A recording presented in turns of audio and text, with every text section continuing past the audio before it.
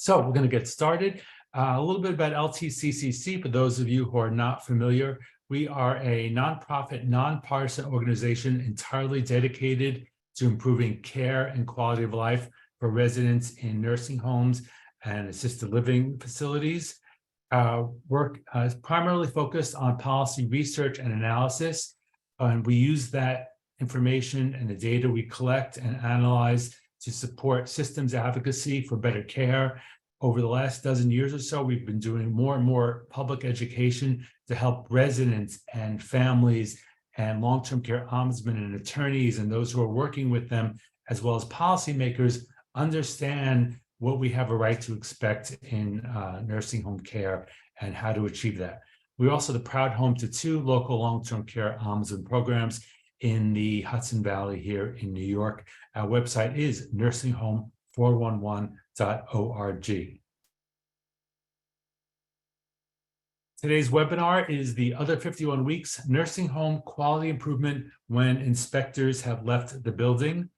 For today's materials, including the webinar program recording, at the end of the week, it'll be available on nursingHome411.org/webinar-51 weeks. So I'm just going to quickly outline what today's discussion will entail. I'm going to do a brief review of nursing home standards and talk a bit about state inspections and enforcement. But the heart of today's program is on nursing home quality assurance and improvement when nursing home inspectors are not in the building. And we're going to leave time again for Q&A at the end of the program. So to get us started, and as usual, let me just say we tend to do very intense programs. We provide a lot of information. The webinar program, as well as the PowerPoint, will be available on our website. And we also developed a fact sheet, which we think will be useful for some takeaways for today's program. So you don't have to worry about taking notes or anything like that. Everything will be available. I just hope that you will find the following information useful. I actually found it really interesting and useful just reviewing it and preparing for this program today. So I hope that you do too. So we're going to get started with a little bit about the nursing home system to give us some perspective on the underlying laws and regulatory requirements for nursing homes. And essentially, virtually every nursing home in the country, there's a few that don't, but virtually every one of them participate in either Medicaid and or Medicare, meaning that they take some money from Medicaid and or some money from Medicare.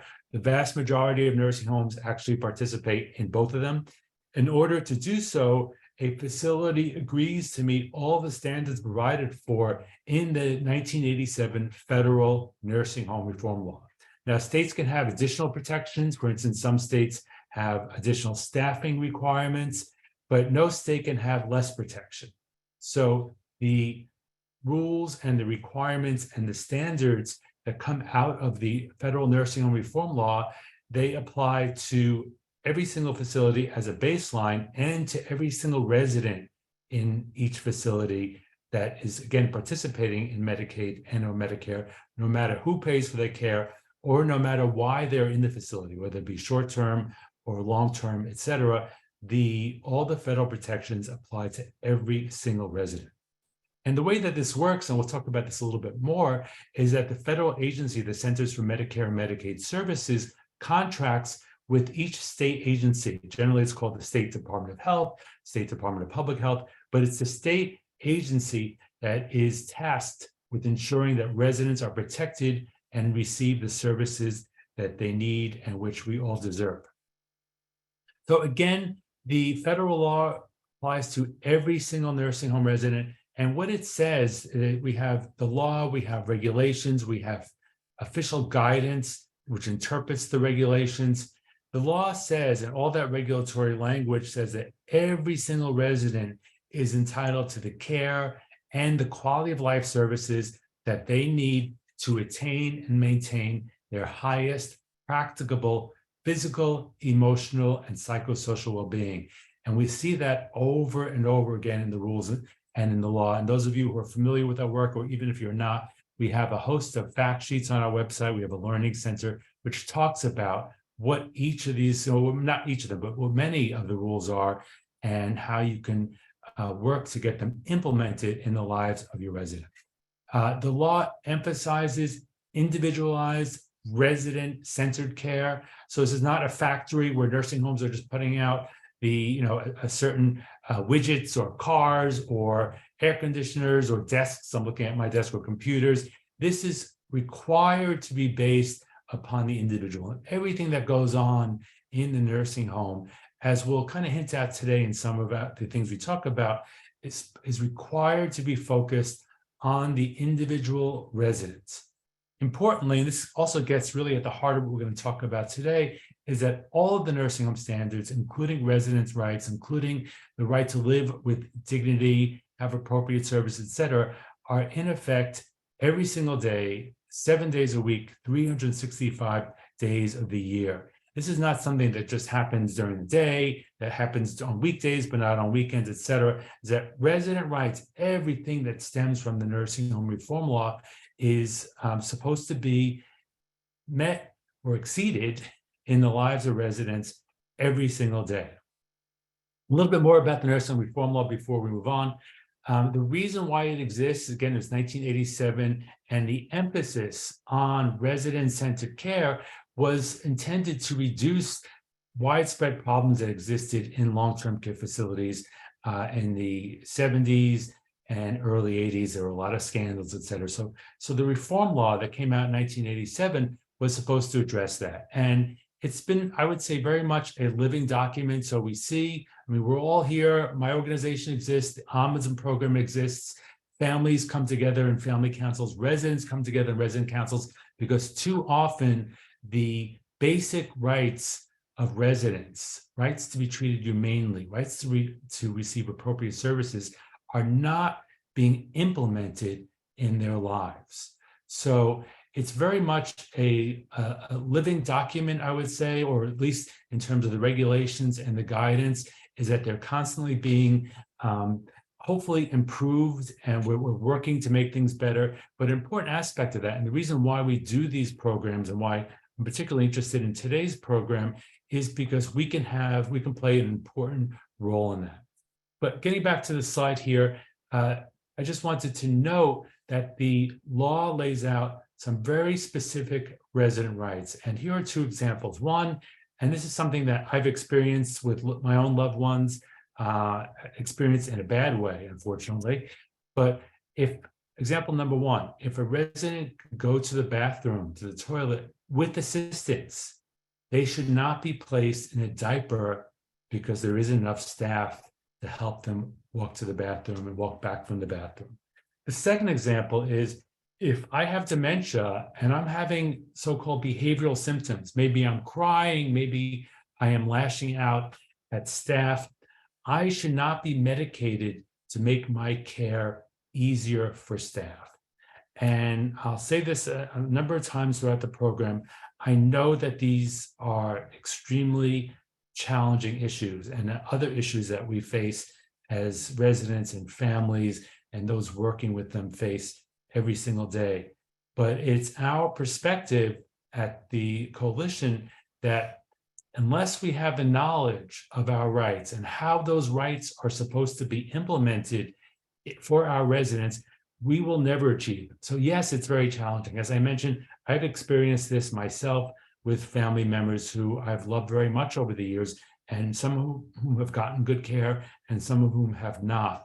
And I know how challenging it is. So we're not saying it's not challenging. What we are saying in this program and in our other materials is that having the knowledge of what those rights are and how they are supposed to be implemented can help us to work towards and make real progress towards achieving them in the lives of our residents.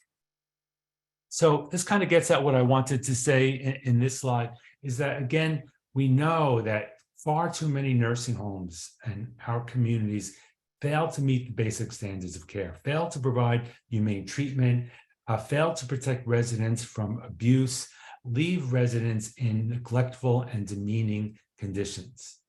And so really the heart of what we're going to talk about today, when we talk about quality improvement, is that, what are nursing homes required to do under the federal rules? how are they supposed to be correcting the problems that were identified during their surveys, their inspections? And also, how are they supposed to undertake quality assurance activities on an ongoing basis throughout the year? So I'm just going to start off, and again, this will be very quick background in terms of what state inspections and enforcement and how that works. So there are a number of different enforcement agencies that exist in every state. One, as I mentioned before, the U.S. Centers for Medicare and Medicaid Services, they're responsible for paying for Medicare and Medicaid services, and they're responsible for developing the standards and making sure those standards are implemented. The way that they make sure the standards are implemented, at least on paper, is they contract with the state survey agencies, the state departments of health. And those agencies are responsible, the survey agency, for monitoring care, for enforcing standards, for responding to complaints, and ensuring resident safety and dignity, period. Not just on once a year when they come in for a week, but every single day. And that's supposed to happen, as we'll talk about in a little bit, through responding to complaints and through the annual survey process. So they're the front lines. That is what's supposed to happen. But in addition, there are a few other agencies. One is the Medicaid Fraud Control Unit. Every state in the country now has a Medicaid Fraud Control Unit. Medicaid Fraud Control Units, MFUCUs, as we call them, they are responsible for ensuring the integrity of the Medicaid program, but also every MFUCU has its own abuse and neglect complaint line. You can find that on your states. Usually it's on the Attorney General's, in the Attorney General's office, excuse me. We also have it on our website. We have a whole section on reporting and addressing abuse and neglect, tools for families, et cetera. And we have contact information for the MFUCUs there across the country. Lastly, but certainly not least, states have, I think most, if not all states, have a state controller or state auditor, and they focus on ensuring the integrity of both public programs such as Medicare and Medicaid in particular, and the integrity of the operations of public agencies such as the State Department of Health. Because most nursing home care is paid for with public funds, they do have a really important role here.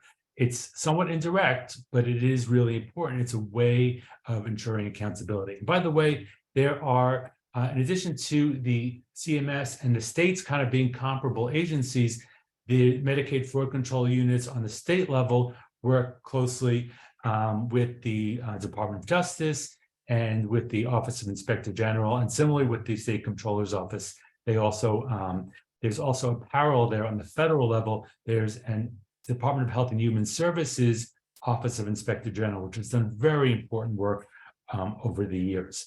Last, but certainly not least, I wanted to mention the Ombudsman program. Now, ombudsmen don't have regulatory authority. They cannot penalize a facility, but from our perspective as consumer advocates, they have an essential role in ensuring quality of care. They're the ones who are visiting on a regular basis.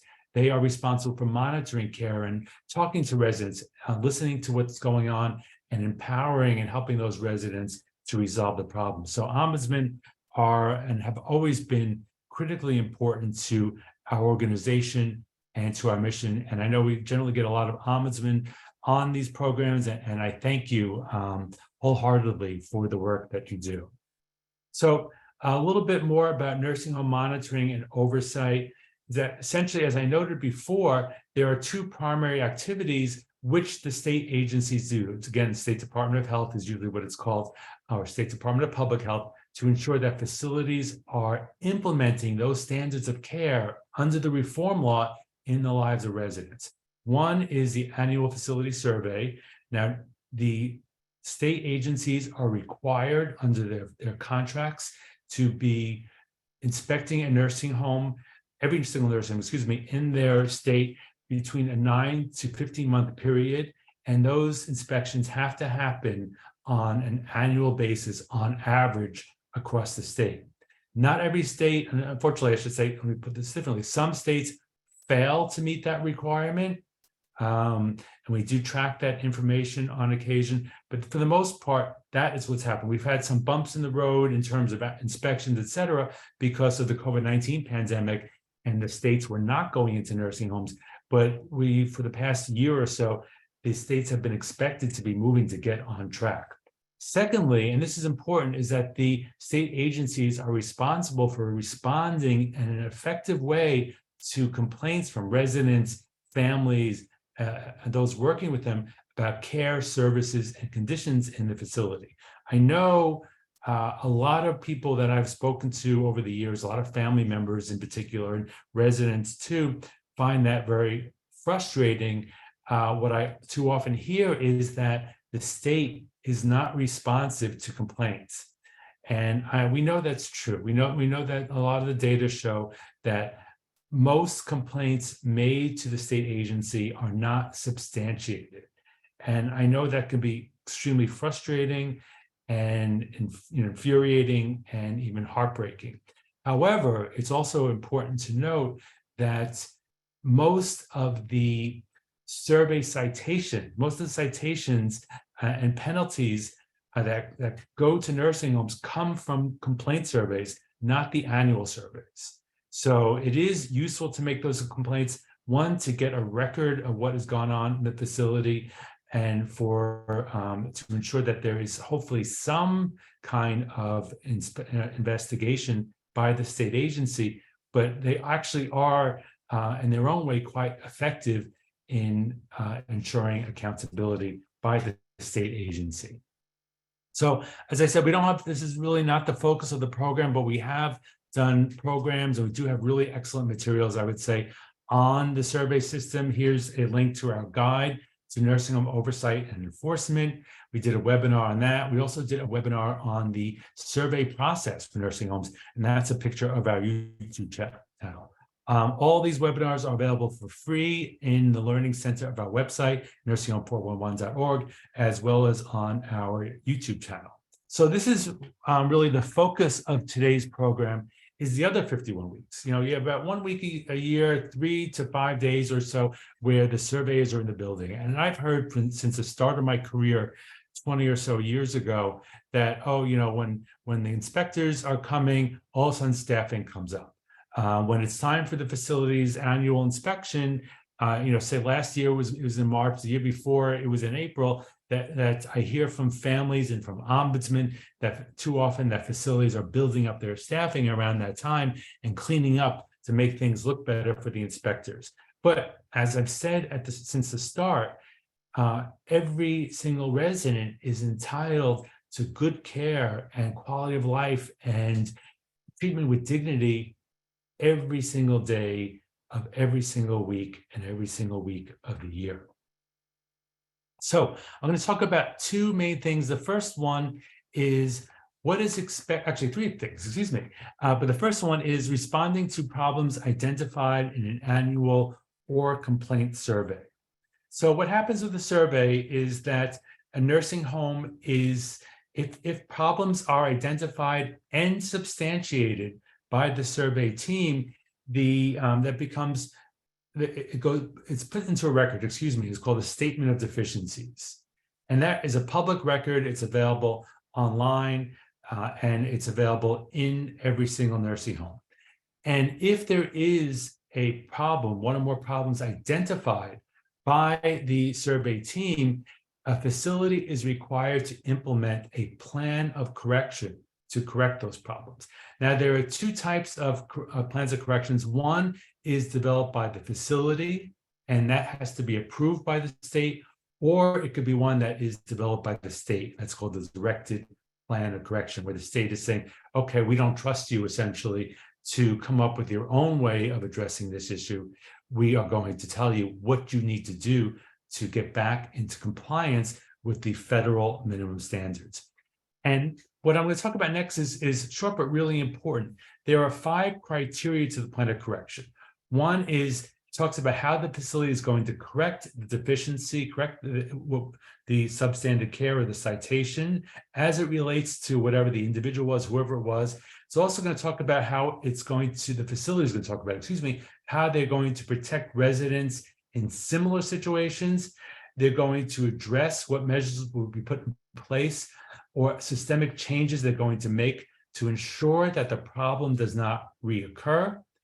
They're going to indicate how the facility will monitor its performance to make sure that the solutions are sustained. And then the plan of correction must provide dates when the corrective actions will be completed. And this is really important because too often what we see in reality is that a facility will be cited and they'll come up with a plan of correction saying how they're going to fix it. But too often that plan of correction is not really well implemented, or it's not implemented for the duration. But here you can see, and I have the citation to CMS at the bottom of the screen, you can see this is the expectation is that the facility is not going to just address, oh, say Mrs. Weinstein was given the wrong medication and she got sick and she had to go to the hospital. And so that facility got a citation for that. It's not just to make sure that Mrs. Weinstein isn't going to be given the wrong medication again. It's to make sure that the facility is putting in trainings, processes, controls, et cetera, to ensure that Mrs. Weinstein and Mrs. O'Neill and Mrs. Simpson and Mr. Jackson, et cetera, are all the current and future residents are not going to encounter that issue again. That the facility is really in a holistic and substantive way is moving forward in correcting its issues. This is so important because, as we know, the reason, again, why we're here is because too often nursing home problems occur and reoccur, and problems persist, in too many nursing homes in our communities. But there is this language in place, the requirement, the expectation that a facility is really going to make substantive change. This is just an example of a statement of deficiency. I know it can look, and of course, especially on a screen, it can be hard to read at first. What I found, I remember when I first got started, is at first they do seem impenetrable, but once I got a sense of it, it helped. It kind of tells a story, and it helped me to understand what was going on. So here you see, and this is just the general federal form. It's Form 2567. That on the left-hand side, you'll see the citation from the State Department of Health, and on the right-hand side is the place for the plan of correction.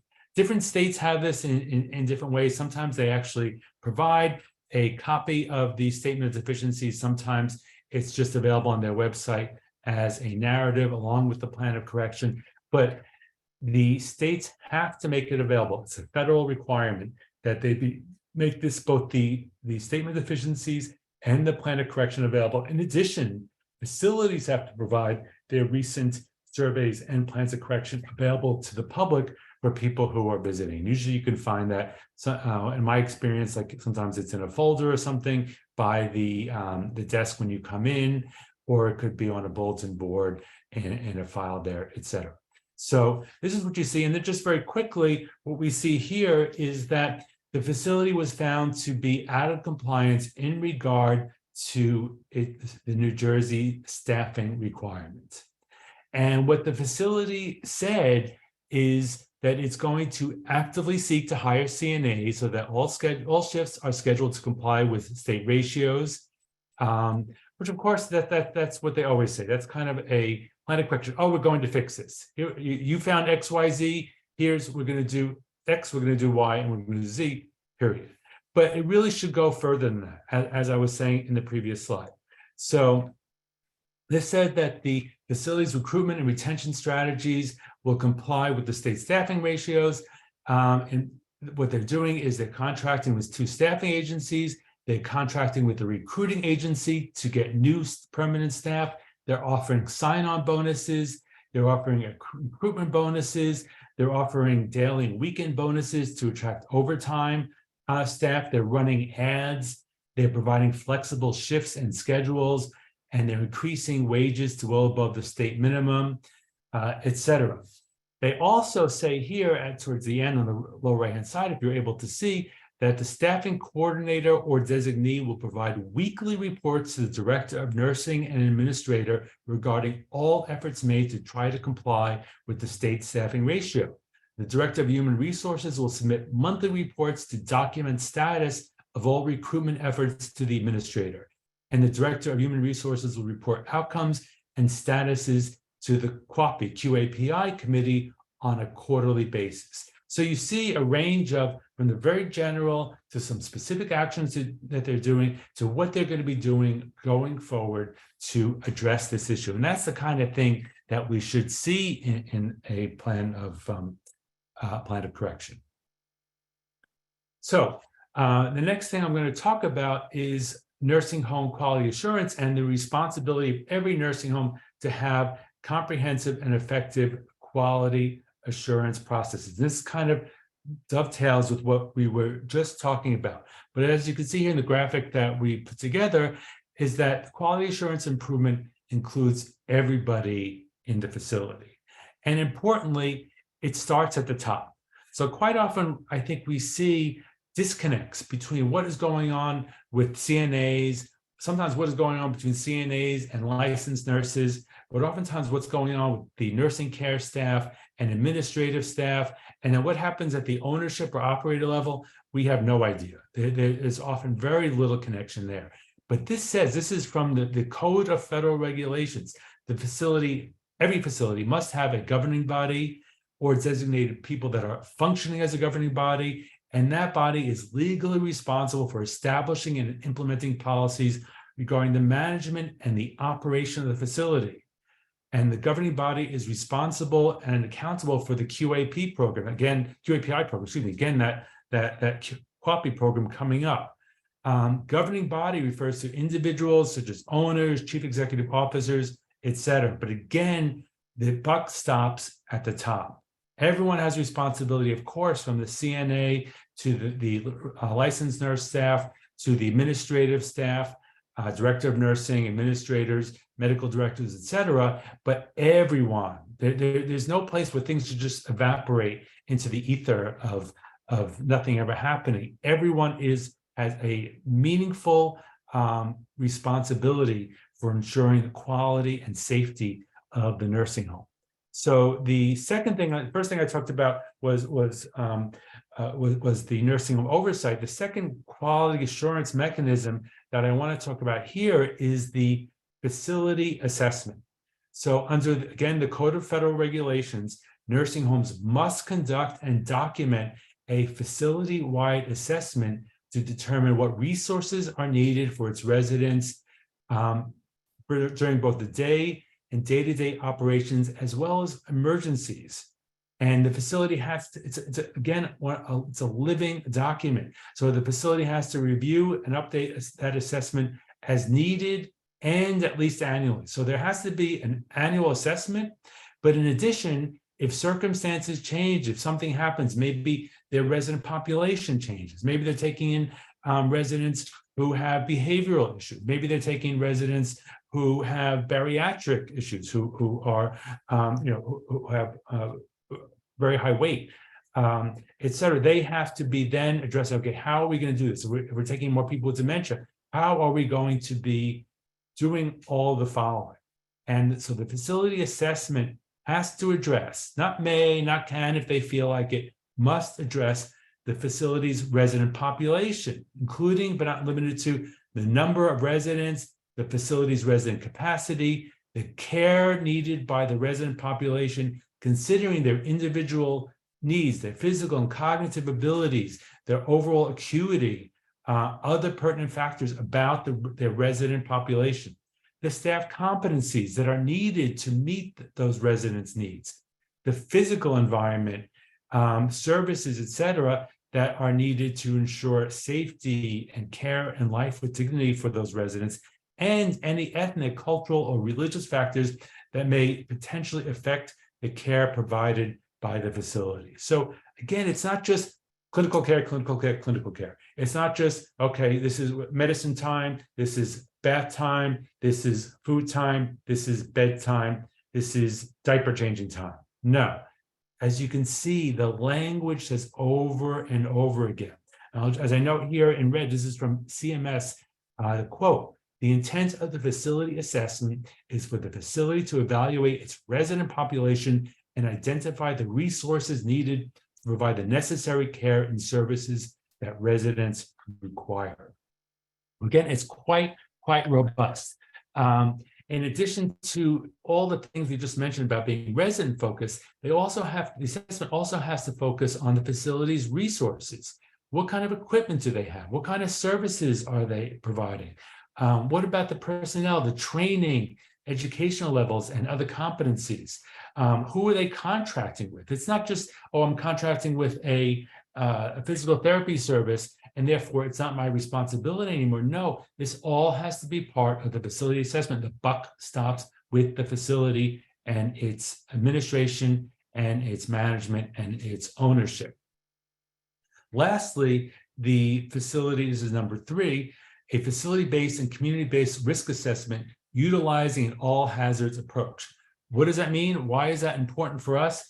Because we saw after Hurricane Sandy and after other hurricanes in the East Coast, after wildfires in the West Coast, after other storm and global warming, et cetera, events that have happened, that facilities too often have been unprepared. Even for heat waves, sometimes facilities are unprepared. They are required to have the ability to address emergencies. And that would include something like the COVID-19 pandemic. Now, I'm not saying that every facility had to be 100% prepared, have personal protective equipment, et cetera, sufficient for a once-in-a-100-year pandemic. However, what I'm saying, what CMS is saying, is that you should know how to do basic infection control. You should know what to do if someone is coughing or spitting up or something is airborne. That should not be a surprise to anybody who is working in or running a nursing home. But too often what we saw is that staff either didn't know or didn't have the time to do basic things like hand washing in between caring for residents or cleaning instruments. And that's one reason why COVID spread and was so virulent and so harmful to our resident population. So here are some points from the guidance. I'm going to go quickly over a couple of these things because I want to get to the next topic. But again, the facility assessment, it has to be based upon the resident foundation. And this language is just so important. It has to be an individualized approach of the facility to determine staffing levels and competencies, et cetera. I won't go into this again. This material will be available on our website, and you're free to use and share both this program as well as the PowerPoint. So our next question is, you've heard me say a couple times earlier on, QAPI, QAPI. And so we have a quick Zoom poll. And the question number 1 is, have you heard of QAPI before? And if so, have you participated in your nursing home's QAPI? So I'll give people a few minutes or a few seconds to answer that question, those questions. It's very, very interesting to see. Now, I have to say, this is, as we'll talk about, and while we're waiting for the poll results, the QAPI came about, goodness, I think about 7 years ago. Well, no, excuse me, it was longer than that, but it was about 12 years ago now, with the Affordable Care Act. And it wasn't something that I, as an advocate, was a fan of, because from our perspective, of course, nursing homes, like any business, should be doing constant quality improvement. That's what businesses should be doing. And why should it be the responsibility of the federal agency to be hand-holding the nursing homes with their quality assurance efforts? However, unfortunately, and again, the reason why our organization exists, why the Ombudsman program exists, why there are attorneys and why family councils and resident councils, is because far too often, the basic standards of care, quality of life, and dignity are not realized in the lives of residents. So we do want to see that nursing homes are doing something to improve their care, et cetera. So I'm going to just share with you the poll results. So we were almost evenly split. About 40% of people had heard of QAPI before, 59% had not. Have you participated in your nursing home's QAPI? Well, 11% of respondents have, and 89% have not. So that's actually a little surprising to me. I'm glad to see that at least some people are, but as you can see, as you'll soon see, excuse me, it should be much more. I'm just going to close out of that. Okay. So what is quality assurance and performance improvement? This is, again, 42 CFR. It's part of the Code of Federal Regulations. Everything that follows comes from the code or from the guidance for how the code, the federal guidance for implementing the code. But essentially, every long-term care facility, every nursing home, when we're only talking about nursing homes here, not assisted living or other types of adult care facilities, only nursing homes under the federal rules. Every nursing home must develop, implement, and maintain an effective, comprehensive, data-driven QAPI program that focuses on indicators of the outcomes of care and quality of life. I can't say that enough because too often, I mean, obviously, care is important, care is critical, and we want to make sure that our residents get good quality of care and the services that they need, but quality of life is essential too. Quality of life is important for our emotional and psychosocial well-being, but it's also an important component of care because it's very hard to be physically well if you're in a situation that is mentally or emotionally demeaning and harmful. So it's really important to know that those things, quality of life isn't just fluff. Quality of life is really important. So I'm going to go fairly quickly. Again, we have materials on this, and actually the fact sheet that we have put out, which is available on our website now, which are free to download, prints out, it's a 2-pager, talks about all these different points in the quality assurance and performance improvement. But what I want to get at just briefly in the slides here is that the facility has really significant responsibilities. So as we say here, the facility must, not the facility can, not that it should, not that if they feel like it or if their business model calls for it. The facility must maintain documentation and demonstrate evidence of its ongoing QAPI programs that meets all the requirements of this section, meaning the section of the federal rules.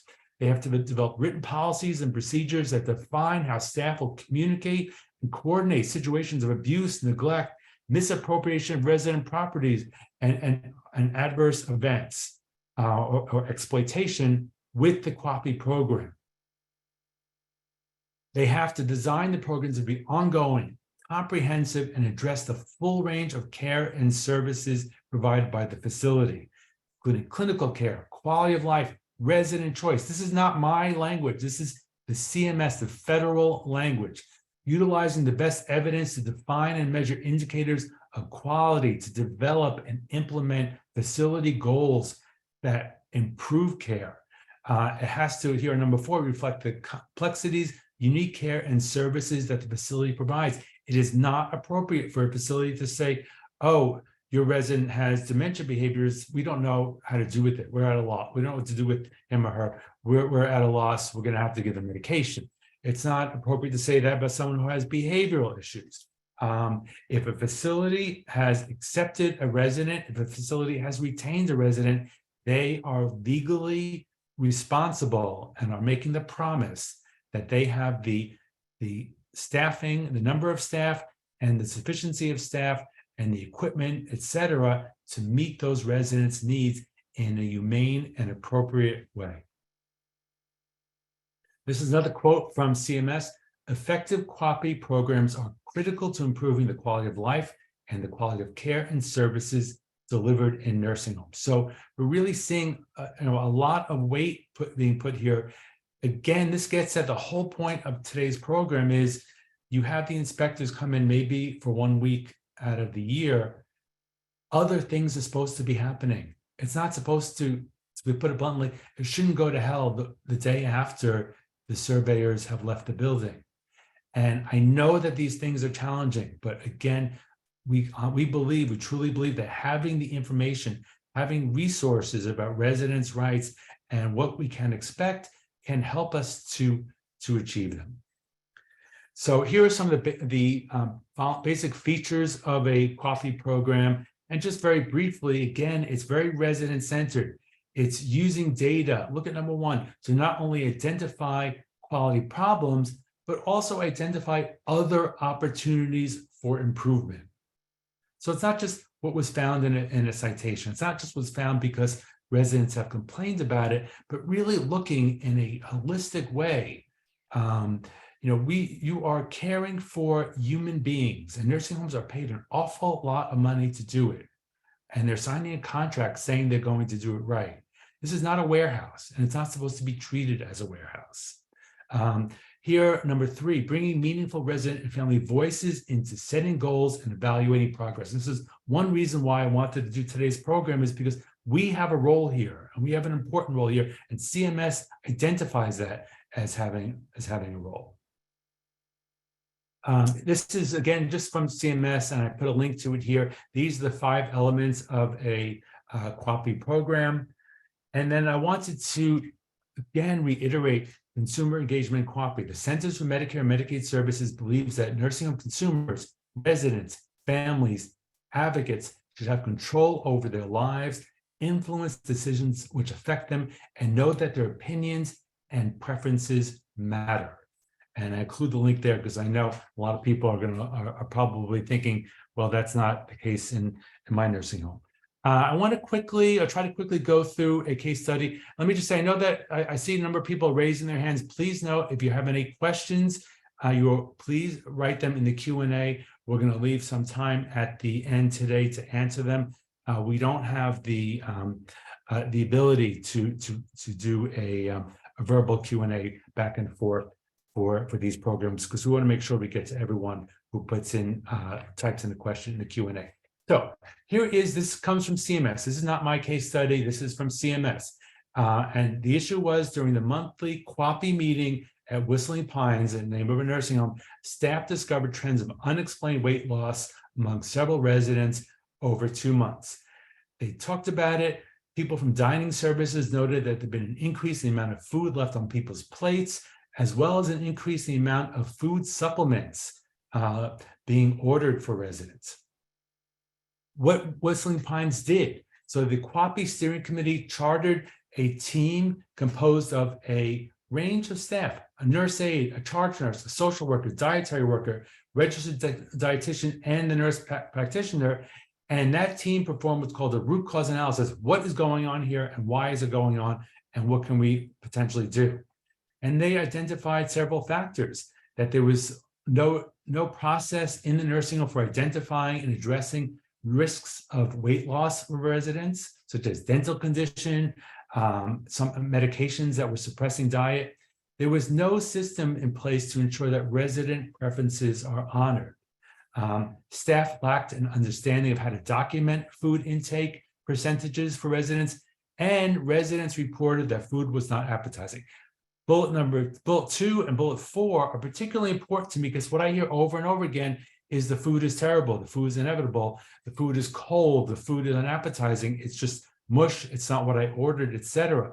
You can see here CMS is talking about ensuring that food is palatable and that it is appetizing for the residents. So what they did was they developed protocols for identifying residents at risk for weight loss. They developed a program for the CNAs to be quote unquote food plan leads for at-risk residents. They revised the menu to focus on favorite foods, and they added finger foods and increased choices of things to eat outside of meal times. Wow, this is basic stuff, but too often it doesn't happen at all. What they do, they implemented this in one part of their building. And what were the results? After 3 months, the nursing home found that 5 residents had gained weight, 15 had remained stable, so they didn't gain weight, but they also didn't lose any further weight, and 5 lost weight, but the weight loss was not unexpected because of those residents' clinical condition. What they found, importantly, for us selling it to the nursing home, is that the food costs did not increase, and actually the cost of supplements decreased by 12%. And then Whistling Pines, the nursing home, decided to adopt and expand the changes. And as a result, they received no citations in the area of nutrition at their next survey. So doing this allowed the facility to identify and correct issues that were developing before they escalated into bigger problems. So I'm going to end with some quick advocacy tips. One regarding what we first talked about, the state survey results and plans of correction. One is we strongly recommend reviewing your nursing home statement of deficiencies and their plan of correction, that residents and families, and importantly, resident family councils, all these things are exponentially more powerful when you're able to come together as a group, as a resident council or family council, or if you're an ombudsman or an advocate working and helping the residents and or the families to organize. So monitoring for implementation of the plan of correction. Is the facility doing what they said? Monitoring for meaningful and consistent and persistent correction of the problems. Whether or not they're in the plan of correction, are the problems being corrected facility-wide? Are we seeing those processes being implemented on an ongoing basis? Engage your care and administrative staff as appropriate for the issue to ensure that implementation of the plan of correction and consistent action to address the issues that were identified in that statement of deficiency. So that's really an important tool and resource that can be used on a facility level basis to improve the care, because you see what's going on. They've been cited for it. They have an interest in not getting cited for it again. How can we move? Providing input into the facility assessment process. That was the first thing that we talked about before. We talked about QAPI, we talked about the facility assessment. Let the facility leadership know that you're interested in providing input into the facility assessment process, and that CMS strongly encourages allowing residents and families and advocates to do that. Raise issues that you identify, especially systemic issues that you're seeing happen again repeatedly in the facility or among a number of residents, with facility leadership for inclusion in the facility assessment. And here for the QAPI, identify issues and recommend them for inclusion in the facility's QAPI. So the QAPI is not based upon, again, it's not based upon the survey, it's not based upon citations or the complaints that came to DOH.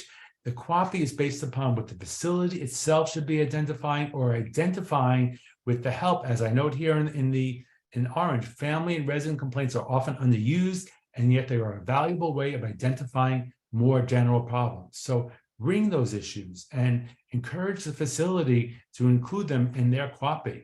Ask the nursing home how you can get involved in their QAPI activities.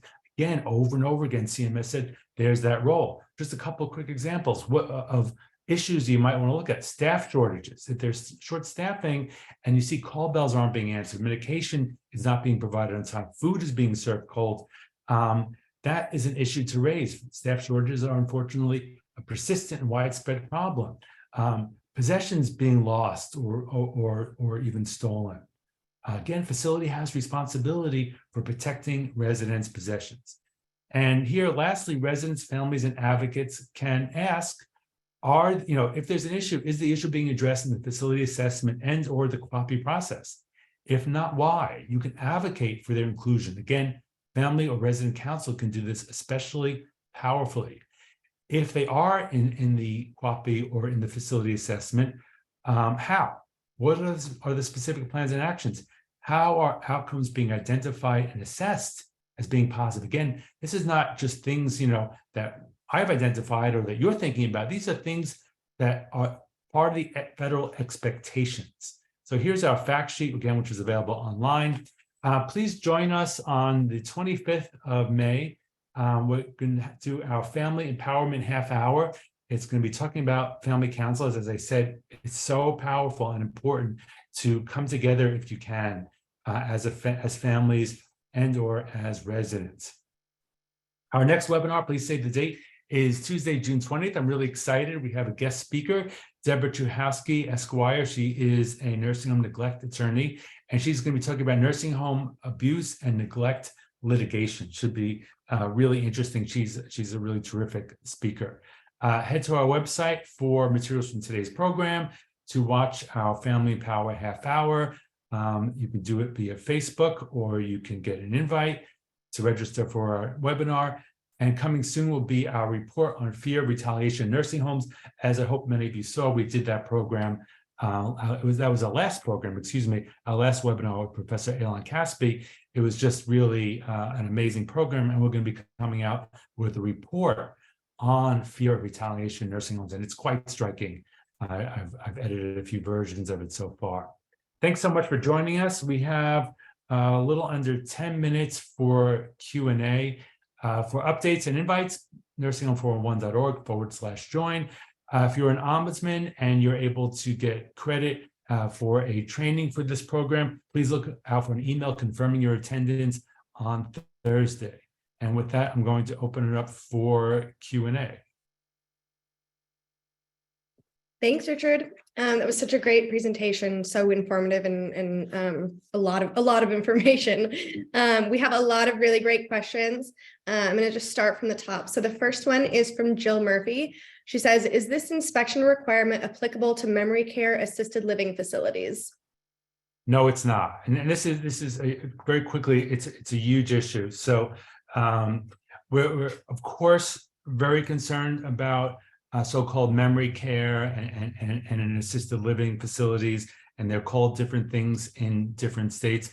Unfortunately, there are virtually no rules around assisted living, no federal rules, I should say, about assisted living, and the state rules tend to be pretty weak and also weakly enforced by the states. And there's also very little information. So in many ways, I mean, assisted living could be a nice alternative to a nursing home, but it also can be, frankly, a crapshoot. I mean, you could be in a good assisted living or you could be in a bad one. It's very hard to tell from the outside. Thanks. The second question, excuse me, comes from Wendy. And Wendy, I'm sorry, but I would butcher your last name if I tried it. But her question is, who oversees the ombudsman? Has there ever been an attempt to give ombudsmen more power in their position? That's a really interesting question. So on the Administration for Community Living on the federal level essentially oversees the program, and under the Older Americans Act, long-term care ombudsman program, that is, excuse me, and under the Older Americans Act, every state is required to have an ombudsman. And I want to say it was probably about 8 or 10 years ago, for the first time, they developed federal rules around the what the state ombudsman programs are supposed to look like and what they're supposed to perform. But that's where we left off in terms of the ombudsman program. I would say that personally, thinking is that we have a really strong structure in place, some of which we talked about today, for ensuring good nursing home care. The problem is that it's not implemented. It's not really very well enforced. And those of you familiar with our work know we've done a number of studies over the years that have found very poor regulatory enforcement. I think that the role that the ombudsman plays right now is really important and valuable. It's important to have different ways in which we are tackling the issues in nursing homes. As I mentioned before, there are different agencies on both the state and federal level. And I think that it's important to have that, but it's important for them to be done better, especially in terms of the state agencies. Great, thanks. The next question is from Miko Cook. She says, how effective are complaints registered with the state attorney general? Hi, Miko. Thanks for asking that. So that's a very good question. I think that I don't think there's a lot of data out there on this, to be honest. We know, last I checked, about for complaints that go to a state agency, a state Department of Health, there's a substantiation rate of I want to say roughly 10%, meaning that 90% of complaints to a state agency are not found to be valid, which I think is a gross evaluation of those complaints. I think that the Infukus tend to do a stronger job with the complaints that they can take on. However, they're not the regulatory enforcement agencies. So the Infukus are more likely to take on a case when they maybe want to bring either a civil or a criminal lawsuit, or they have other leverages within their capacity. So in short, I think that they tend to do a better investigative job. But I'm sorry, and I see Kim Merritt pose it. It's MFUCA, Medicaid Fraud Control Unit. And every state has a Medicaid fraud control unit. So I think they do a more thorough investigation, but they cannot investigate every complaint. My understanding is, generally speaking, there should be a sharing of complaints between a state Infuku and a state survey agency. But whether that always happens or happens effectively, I don't know. I would suggest, you could even complain to both. And I would suggest doing that. Thanks. Thank you. The next question is from an anonymous attendee. It says, when a nursing home complaint is made, what is the responsibility of the DOH investigator? Is that codified in state or federal law? Should the DOH investigator protect resident rights as set forth in the public health law? And lastly, it says, it appears that DOH investigations are not protective like CPS or APS. Is DOH required to do an immediate investigation? So those are really good questions. As I kind of said earlier on, it's a little bit beyond the scope of this program, but we've actually done two programs. One that looks at the state survey practices, what's supposed to happen when the surveyors go in to a nursing home, but also, and actually Haley was the chief writer of this, we have a guide to the state survey, and that's available for free on our website. It's pretty easy to use. You can go directly to different sections, and you could look there to see there are federal requirements in place for a state survey agency, the Department of Health, to categorize what the complaint is and to take action in accordance with that. Again, I think unfortunately, too often the ball is dropped here, but there are some protections in place. And lastly, I'll just say, under the federal rules, a complaint to a state agency, to your state Department of Health, can be done in any form. Doesn't have to be in the state's particular form. And the state is responsible for responding to you, and it could be done anonymously. No, those are all the federal rules. Thanks.